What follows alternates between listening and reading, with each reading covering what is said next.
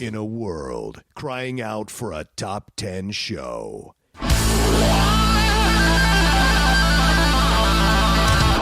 John Roca and Matt Nost are here to bring you the top 10. Take it away, boys.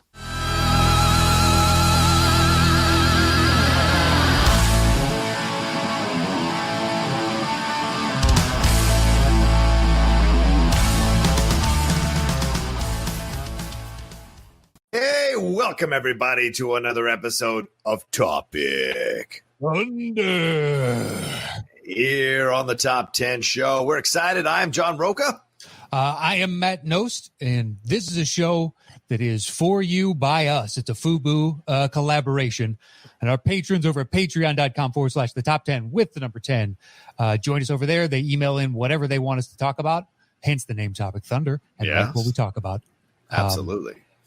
And Matt, we've been saying it week to week. It's been a lot of fun, kind of hearing more and more from you all, getting more and more questions. So if you've wanted to send in a question, you're a patron, maybe you're a new patron, $5 above. This is one of the perks you get. You get to be part. You get to watch and listen to the show, and B, you get to send in questions and ask us about anything. It could be food, entertainment, could be politics, could be whatever. I mean, we choose to. It could be personal stuff.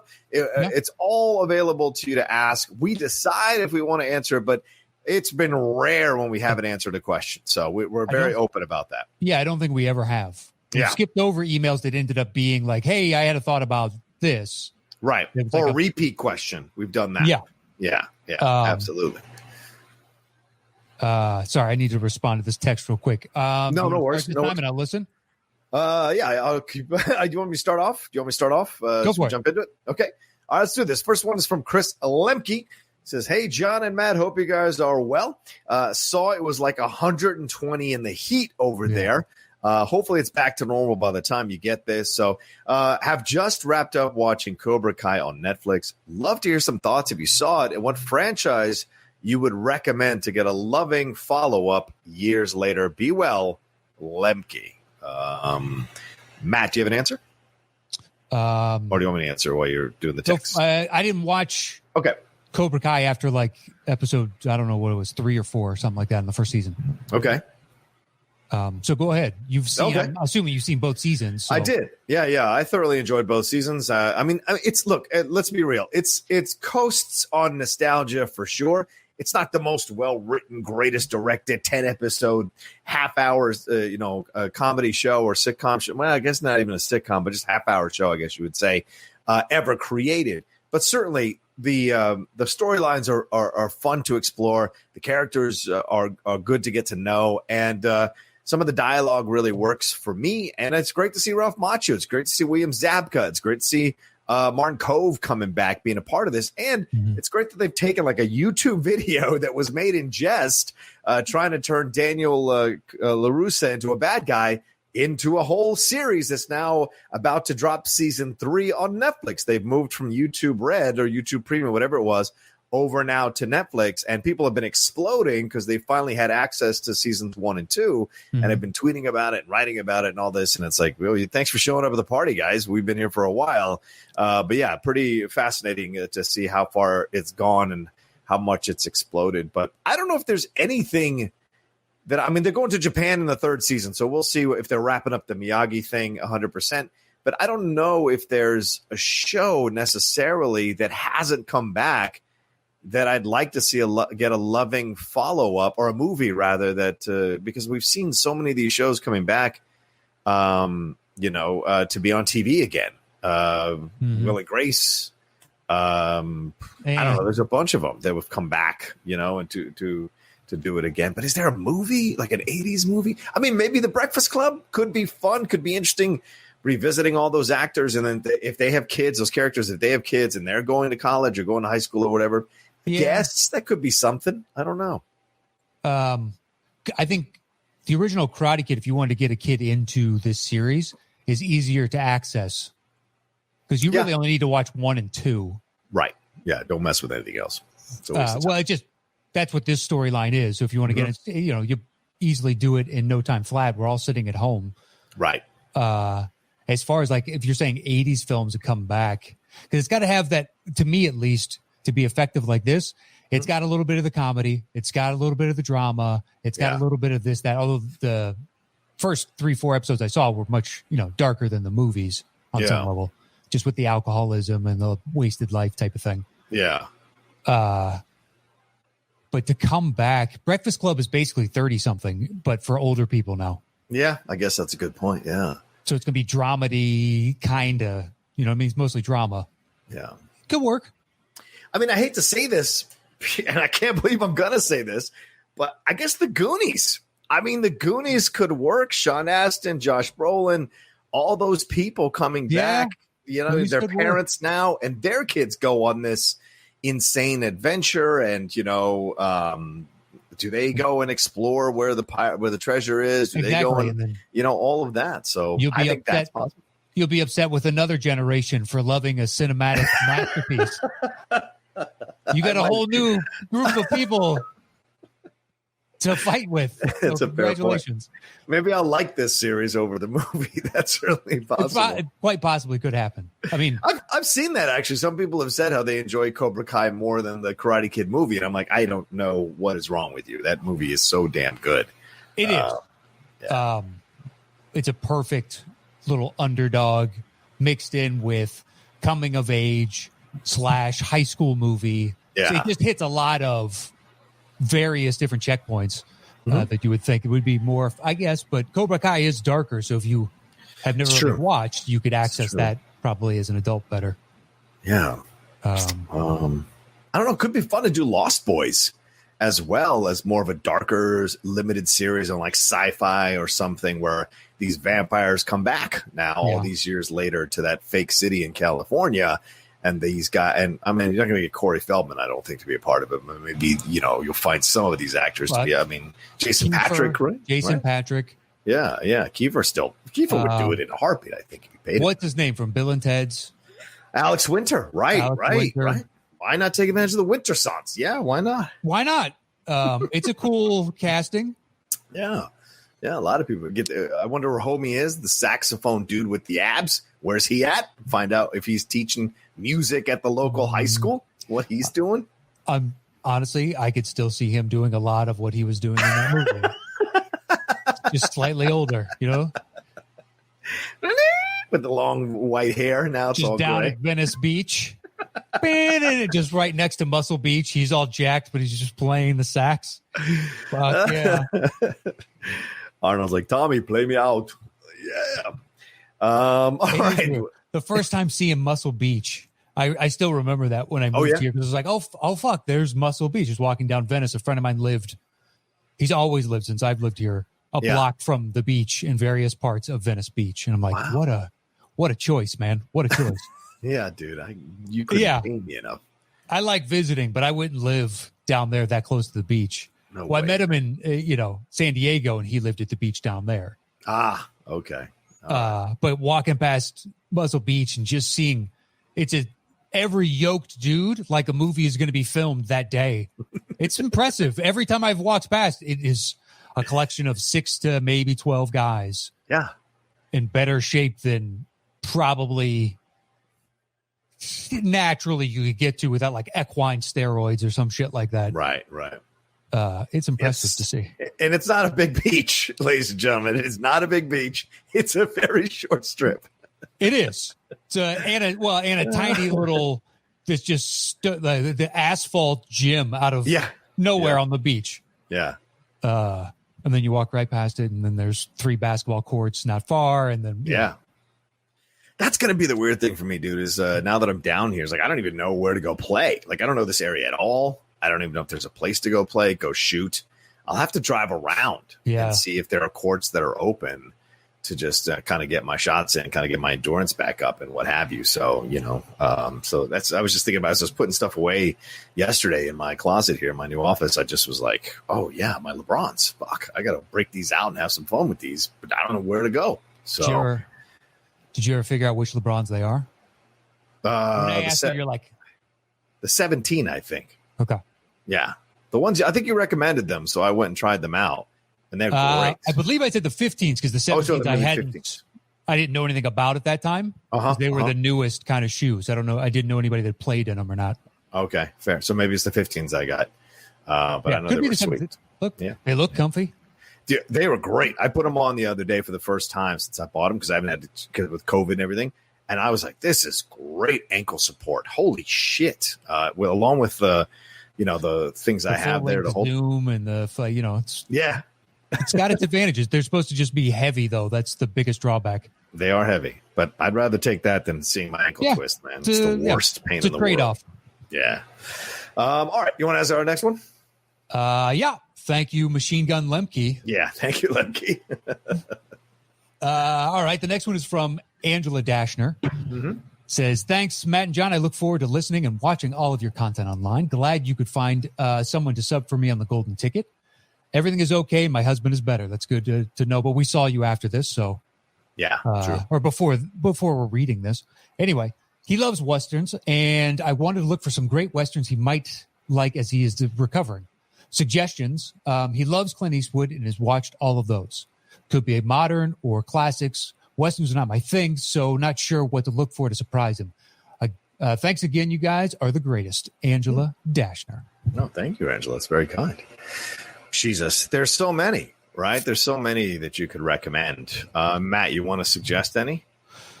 Well, of moderns, let's say if he hasn't, I'm sure he's seen 310 to Yuma, but if he hasn't, boom. Yeah. Bone Tomahawk. Yeah, Bone Tomahawk is great. Absolutely. Let's see. Appaloosa. Yeah, the Ed Harris one with Viggo Mortensen and Renee Zellweger. Yeah. Oh, what was that one with The Proposition with Hugo Weaving? Yeah, not Hugo Weaving, but Guy Pearce. Yeah, Guy Pearce, The Proposition. Yeah, Brendan Gleeson and Guy Pearce. Yeah. Oh no, I'm sorry, Tom. No, what's his name? The guy from Britain, Tom. It's in Sexy Beast. Fuck. Ray Winstone. Ray Winstone. Sorry. Yeah. He's in it as well. Yeah, that is a damn good Western. The Assassination of Jesse James by the Coward Robert Ford. If you hasn't seen that, that's a good one. That is a good one. It's worth the long 3 hours or whatever. Yeah, great little small one. Slow West with Fassbender. Good call. And Ben Mendelsohn. That's a really good one too. It is. I just wanted more Fassbender. That was my only. Yeah, that's fair. I just interviewed the kid who was the lead in that, Cody really? Smith McPhee. That was nice. Got to sit down with him for like 25 minutes. He got a new sci-fi film coming out. We talked about it. He just talked about how much he really loved making that movie. So that was good to hear, man. Yeah, I love that Western. Let's see. What else? What else? Stay away from Bad Girls. That was terrible. Don't watch Posse. That was terrible. The Ballad of Buster Scruggs. Oh, yeah. The Netflix one. Yeah, absolutely. That's a good Technically, one. Rango. Sure. Rango works. It's a Western. Yep, absolutely. But who knows if he loves Westerns, there's a damn good chance he doesn't like animation, but this could be the one. I love Rango. That is such a good movie. It is. There's a great series on Netflix called Godless that he could watch. And Jeff Daniels plays this ruthless villain. I loved it. You didn't like it?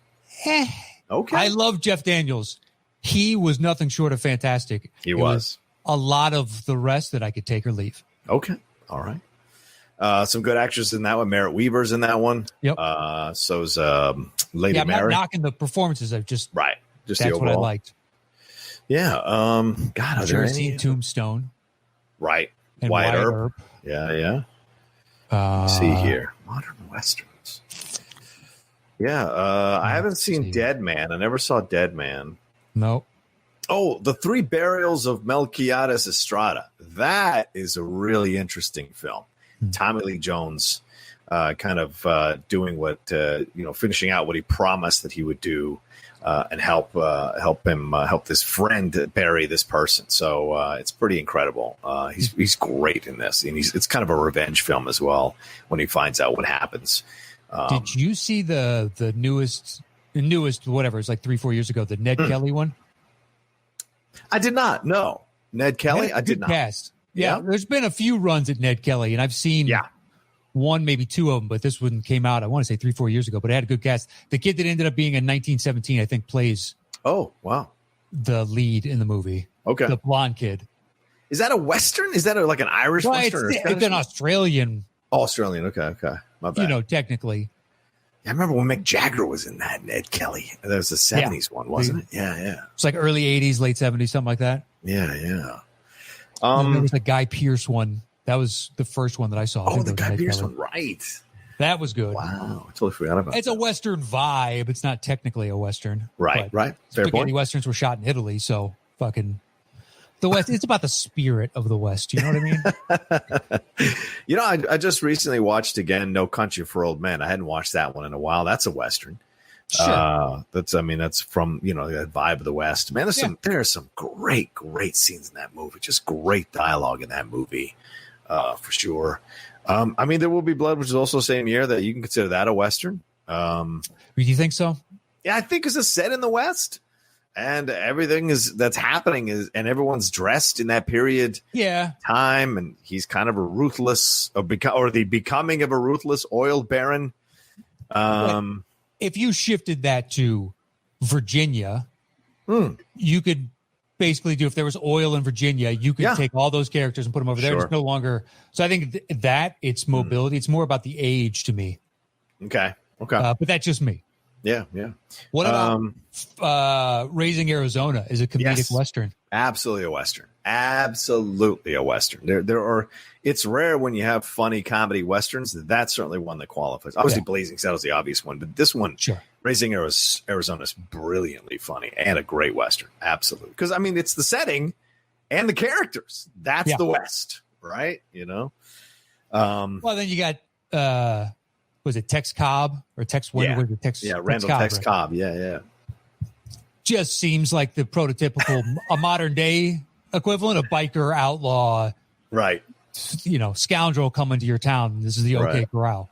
With his Woody Woodpecker tattoo on his arm. Yeah, totally. And then fucking Nick Cage's really over the top vaudevillian acting that is so perfect. It's incredible. Yeah. It is. It's so over the top. Like when he gets grabbed in the one eye, or he's getting pulled and he's like trying to hold on. It's over the top and it's perfect. Yeah. It's perfect. It's incredible to watch. I love when he is like in the grocery store stealing the Pampers like later on, and the dude whips out his gun and shoots and misses him, and he just stands there and looks at him with just this hurt look on his face. Even you, brother? Even you? And he's just running away. Just the look on his face of betrayal by the working man. Yeah. I just thought it was brilliant. But then the way he runs is just like over the top. Yeah. It's fucking perfect. And that music is great too. Yeah. Oh, it's such good. Django Unchained qualifies. I would think that's a good Western. Yeah. And I know Matt, for Matt, most of Hateful Eight. For me, I enjoy almost all of it. Yeah. But yeah, that's another one of the modern ones. And True Grit, of course, the True Grit remake, definitely. Yeah. But I would imagine he's seen True Grit, Hateful Eight. You know what I mean? Yeah. Let's hope so. If he's a big Westerns fan, let's hope so. And how do you recommend a classic? Because more than likely you've seen them all. Yeah, Once Upon a Time in the West is one of these classics that slips by people sometimes. That's a Sergio Leone one as well. Charles Bronson is the lead in that one. Henry Fonda is the villain in that one. Joe Kidd is another classic. Hombre with Paul Newman is really good as well. The Man Who Shot Liberty Valance with Jimmy Stewart and John Wayne and Lee Marvin. What was the other one I was just thinking of? Yeah, go ahead. I think that last one is one that if you go back and watch classics, you've seen that one. Yeah, true. Fair point. There are certain ones, like Hombre, I think is a good, even though it's got Newman, it's super early on for him. Yeah. So he's not anywhere near Paul Newman at that point. Yeah. You may not have seen that one.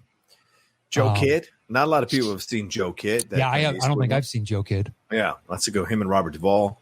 Hang 'em High is a damn good one. Yeah, but I would imagine you've seen that. High Plains Drifter. I hope you've seen High Plains Drifter. If you're a Clint completist. Yeah. I didn't like McCabe and Mrs. Miller. I know a lot of people do. I'm not an Altman guy. I guess I'm just not 100% an Altman guy. I think there's a couple of films I like from his, but I didn't like Nashville. I turned that shit off an hour in. I was like, this is fucking boring. I like The Player, but I tried to watch it the other day. It doesn't hold up as like I remember it holding up. Yeah, I still like the player. I'll give it to you on Nashville. Yeah. I was just thinking about Clint. You know, one that most people really like that I think is okay is Josie Wales. Oh, yeah, the Outlaw Josie Wales, yeah. It's got parts that I really like, and then it drags for me in certain other sections. What about Jeremiah Johnson, the Robert Redford one? Okay. You ever see that one? I have, but 20 some odd. Yeah, it's been a bit. It's been a bit for me.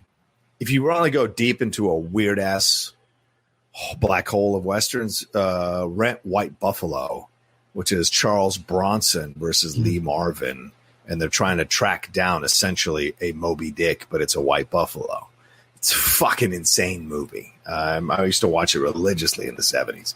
You got to watch that. Sounds interesting. Interesting. It's nuts, man.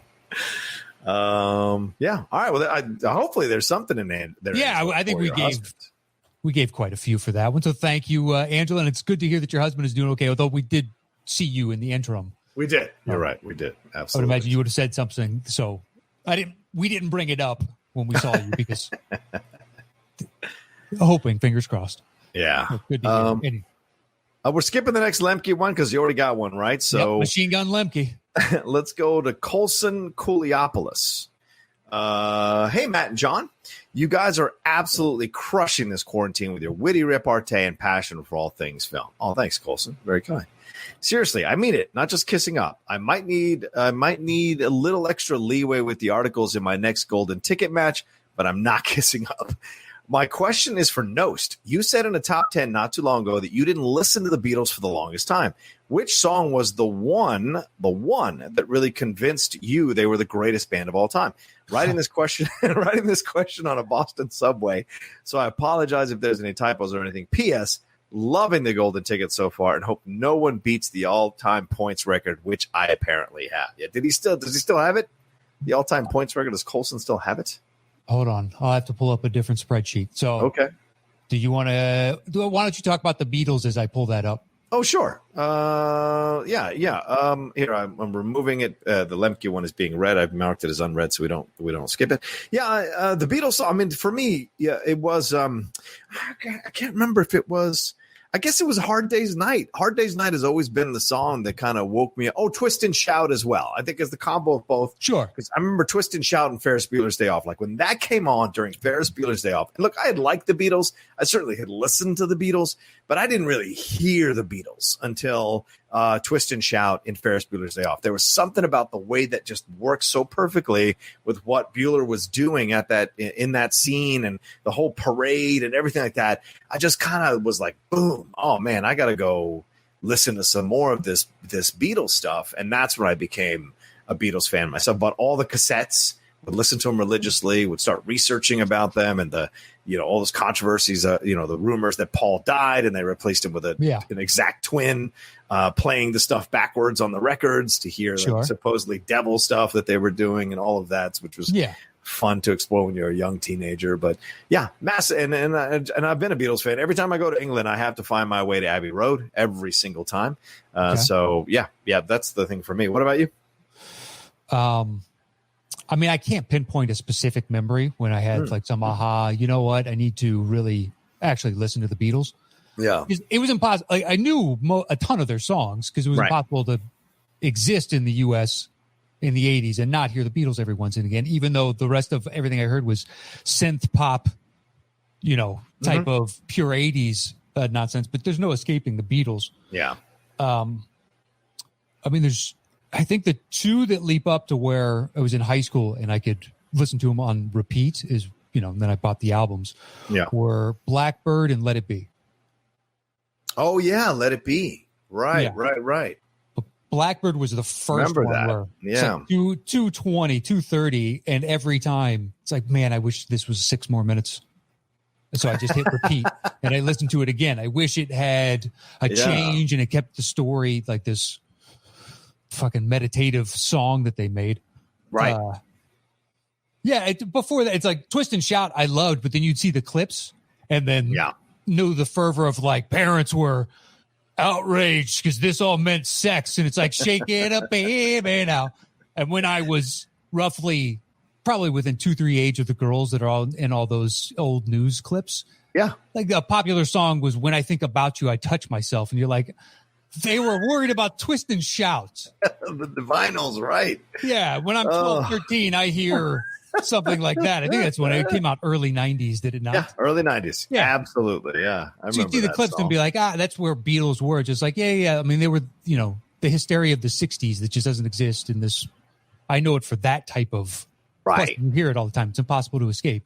And then you actually listen and you're like, no, this is legit. Greatest band ever. You can't, there's no way to say that. Wow. A lot of people do. A lot of people absolutely think it is. How can you qualitatively say that any band is number one? It's impossible. Okay. It's opinion based. Yes, true. Very true. This is objective opinion. You're absolutely right. So there's absolutely no such thing. Yeah. Do they have the number one pole position for a generation that's currently, senior citizens? Yes. Right. Yes, they are. And let's see in this next generation after, let's see what happens. Right. Do you think there's anything to like? I don't know. Are you an AC/DC? Are you a Zepp fan? Do you think Zepp is the way to go? At number one, once again, there's no what mood are you in? Yeah, right. That's a very good point, actually. Yeah. What mood are you in? And then it'll decide. Yeah, I mean, because I've got ones that I like that I'm never gonna admit are in my top 3 or 4 bands ever, but they're ones I go back to all the time, and I enjoy them thoroughly. And so nothing's going to take that away from me. Give me one. What is one that you're ashamed of, apparently? Well, not ashamed of necessarily, but people don't give it the respect. They don't give the musicianship the respect that it's due. And I think the first 4 cassette CDs albums of Bruce Hornsby and the Range is some of the best music I've ever heard in my entire life. And it may just be because I was born in Virginia and raised in Virginia, and he's a Virginia guy, and his music is very Virginia. I feel an almost, how can I say this? An organic attraction to the music. Like I'm drawn to it, and Scenes from the South Side is in my top 10 best albums ever. It is one of the most seamless albums that completely flows from one song into the next.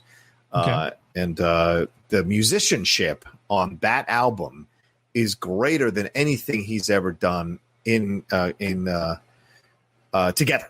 And it's just been phenomenal to go back and enjoy him. I even like A Night on the Town, which a lot of people hassle him about because it's these quote attempted at rock, but I'm a fan. Right. Exactly. I love it. It's a concept album. Yeah. Dude, that's awesome that he's in your top 3, 4. Yeah. I'm not going to fight you. Like it's music, man. I've followed bands around. I love music. I've listened to so much. I've lived with so many bands, so to speak. Mm-hmm. So whenever I had a phase where Bruce Hornsby would have been one in my rotation. I got zero problem with that. Oh, cool. All right. Yeah. He's not going to leap to the top of my list, but look, if you like good music, the man makes good fucking songs. Hell yeah. That's all there is to it. Yeah. He just makes good fucking songs. You can do that with practically any artist. I may not like 90% of what you do, but if you got a good song, I'm more than happy to listen to it. I'm not going to be some prick and just be like, no, it's like, dude, that's a good, it's a well-crafted, you have to appreciate, like sometimes a pop song, like that is a perfect pop song. And you have to respect the fact that it may not be your favorite song ever. Be like, look, for that genre, that's awesome. That's next level. Good for you. Right. Congratulations. Right. And I can listen to it. It's a good song, but I'm not going to seek out the rest of your work. Right. Right. But that's what's great about him. I think his songs had social messages too within them. I mean, that's just the way it is. All about like people losing their jobs and talking about being in line on the unemployment office and trying to survive and the idea of racism. All of that is there, and that's just the way it is. His songs were pop songs, but they always had a social message for the most part, or a message about life. So. But the thing is, so that's the message of the lyrics, but it has that simple 3-note piano hook. That ba-da-dum, ba-da-bum. That's just the way it is. And you're like, you're in the groove. It's just so quick. It's good, man. Seeing that live, that song has to crush live. Oh, first concert. Well, not the first concert, but the first full concert solo that I went to was Bruce Hornsby in the Range at George Mason University in the late 80s after Scenes from Southside had come out. Okay. And I remember driving there, Matt, and this was back in those days where you had to like get there at 3 a.m. So Yep. you can get the number, so Yep. and they called your number because the lottery, and they called your number, and you get a shot at front row tickets. And so I remember the Patriot Center. I drove all the way down there, parked my car at 3 a.m. You got your number. Then you waited. They called me. I was like the fourth or fifth person called, and I was like, yes. And I jumped in and got a front row ticket, and it was phenomenal to watch them play it live. I mean, it just was insane. And at the end, John Molo, who's their drummer, because I'd been drumming like an annoying little shithead. I've been drumming the whole fucking concert like an idiot, and he comes down at the end, and he gave me his drumsticks. And I just was like, what the fuck? So for me, it has always been one of my favorite memories. I ended up losing the drumsticks. How could it not later. be? Yeah, right. Years later, but it was a great moment, man. Yeah. Even more reason they're in their top 3-4. Yeah, it's like, right. For me. Yeah, good point. Yeah, absolutely. Yeah. how do you not? When you have that kind of interaction with somebody you're just enjoying the living shit out. Like this, I appreciate music so much that I told the story before, but we went to see a production of Elvis's, 68 comeback? Oh, yeah. Black Suit. So it's down in Fullerton, and this guy's been doing it for years. And they gave us front row seats, and his ass in full leather jumpsuit is shaking in my face. I'm not kidding. 4 feet away. We're front row. And it's an L-shaped small. It's a tiny little theater. And they held seats for my wife and her sister and, her boyfriend and me. Because they've gotten pizza from the shop and all that stuff. So they got us good seats. And just dude, the backing band was awesome. The drummer was so good. So I was just like grooving with them the whole time. I had as much fun as I could because look, the music is good. Yeah. Having this dude gyrate in my face every once, and guess what? I'm going to look at the band. But like good music is good music. Oh yeah, absolutely, dude. Absolutely, good music is good music. I love it across the board. I love good country. I love good R&B, rap, heavy metal, rock, like synth poppy. I had a Muse night the other night, and I just went. I had a bunch of stuff to do. 3 straight albums of theirs. 3 of my favorite albums of theirs. Wow. But then the next night, I was into hip hop, and I did Kanye and Run the Jewels and Kendrick Lamar. It's like that's all I'm listening to tonight. It changes. It's like what are you looking for? Maybe it is a little Hornsby. You know what I mean? Well, I think that's what also makes us so varied here on the show. We talk about so many different kinds of films of so many different genres. It makes sense that our minds can be in the mood for multiple different types of genres of music if we can be in the mood for multiple different types of genres of films, right? And I think that's kind of we're conditioned to be that way. We have a natural ability to be that way, which I think is what makes the show good as well. All the stuff that we know about movies and all the stuff we've talked about, how many movies we've seen together is a lot of movies. So why wouldn't our music go the same route? We'd be interested in rap or country western or what have you. Yeah, absolutely, dude. Okay. Well, there we go. I think we're ready to go on that one. Yeah, we're at 32 minutes, so maybe we should wrap this one up here for this week's Topic Thunder. To answer your question, John, Coulson is still in the lead in the first round by 2,600 points. Wow! Congratulations, Coulson. Congratulations, you're still. He's the only one in 5 figures right now. It's the only one. Wow. Yep. He did it so calmly too. Yeah, just next time, make sure you get those questions correct with the what is, get the, anyway, I think we're done there for today, don't you? Thank you, Coulson. Yeah, I agree. Thank you, Coulson. Appreciate it. All right, well, that's this episode of Topic Thunder. Thank you all so much for being a part of it, for listening, for downloading it. I hope you're sharing it on social media. We put calls out, months ago or a year or two ago, trying to get you all to share it with everybody. Now more than ever, we need your help to keep promoting the show, keep pushing the show. We're going after sponsors and bigger sponsors to try to support the show and kind of underwrite the show. So we need your help to keep pushing the show, keep bringing in new people, keep maintaining your fandom and what have you. So we appreciate, and especially we appreciate the patrons who come aboard. And if you've been hesitating or you're not sure, I hope we've proven over and over and over again the amount of content you get being a patron of the Top 10 shows. So hopefully you've seen that and you want to come aboard and take a chance. I mean, $5 a month isn't much. So that's all we're at. But of course you can go higher, but $5 a month at least gets you in here to send in your questions and be a part of the Topic Thunder here. Echo every sentiment that you said. Please share it around. We'd thoroughly appreciate it. it can only help spread the word of the top 10. That's what we're trying to do. The gospel, according to Matt and John. So absolutely, watch me be struck down dead right now as we close out this episode. But let's see if we can make it. I don't know. All right, let's wrap it up then. We got you can follow us at Top 10 Show if you want to be a Patreon member. Right above my head there. If you're watching on YouTube, if you're listening to us, it's patreon.com/the top 10. See all the multiple tiers there you can do. Matt, where can they find you, my man? At Matt Nost for anything and everything. There you go. And you can follow me at The Roca Says for anything and everything. And we'll talk to you next time with another episode of Topic Thunder.